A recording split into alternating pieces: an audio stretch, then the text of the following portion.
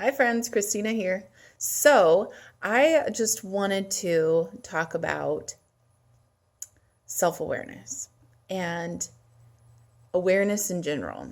And when it comes to being self-aware, what does that mean? Like, what does that look like? And how does it help us? And why do it? And how to get there? So, to me, self-awareness is being with yourself authentically, completely, all the time. And the moment that we realize we're present that we're not present, therefore we're present, right? And so we really can stay present as long as we're aware that when we're not. So that's pretty cool and powerful and positive in itself, right? That we have that ability. And awareness to me is also clarity, right? There's a sense of clarity when you are fully present to yourself physically, mentally, emotionally, spiritually, sexually. When you have awareness in all of those categories of your life, there's some serious, like, authentic beingness that just allows you to radiate who you truly are and allows you to do whatever it is that you set your mind to. And it starts to break things down and it clarifies what's in your way of moving forward. And self-awareness starts with going inside. And I think, I know for me anyways, that when I had difficulties or challenges with the awareness at the beginning, it's because I was seeking for the awareness about me out there.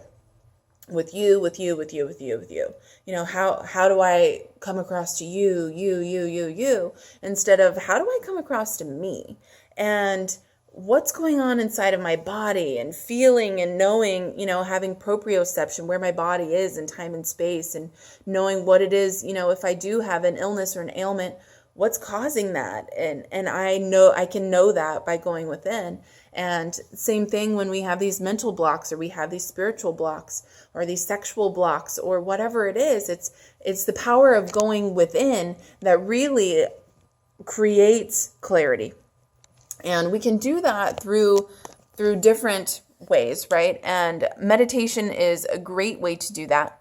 And a lot of people say, I don't know how to meditate, or that's scary. I don't want to sit there cross-legged and, do something weird, and I can't focus that long, or whatever it is, and or I don't have the time.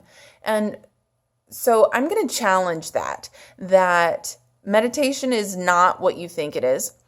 And you can do it, and you probably already do it, and you probably already do it more than you think that you do. So meditation can happen anywhere, anytime, any place. So I had one of my favorite teachers, Dwayne, he talked about this parable and how even if you are, chopping vegetables or cutting a tomato and you have all of your fingers at the end of it, congratulations, you've meditated because you had that one pointed focus without distraction. And that's all that meditation is. And it was eye-opening to me. Oh my gosh, I can totally meditate. I already do that, right? We do that in our lives, right? When you're making the bed and you're focusing just on that, or when you're playing with the dog, or you're holding a baby and just looking in their eyes, or whatever it is that you're cooking. Sometimes when you're driving, right, you have that one pointed focus, but it's without distraction. It's the quality in which you do it that creates it to be a meditation. And from meditation, we can have self-awareness because the mind is quiet and we go within. And for me, that's where the magic happens. And a lot of times people try to avoid this neighborhood of the mind because it's not such a great neighborhood in most of our heads most of the time. And I'm going to challenge you that you can transform the neighborhood in your mind by going within it and actually quieting it by focusing and having a concentration without distraction. And, make it simple. Don't make it so hard. You can do it by coloring a picture, make it easy, painting your nails, whatever it is, cutting the grass, planting a flower. I mean, it's super, super simple, writing a letter, So, don't make it hard. And awareness is a light that illuminates darkness.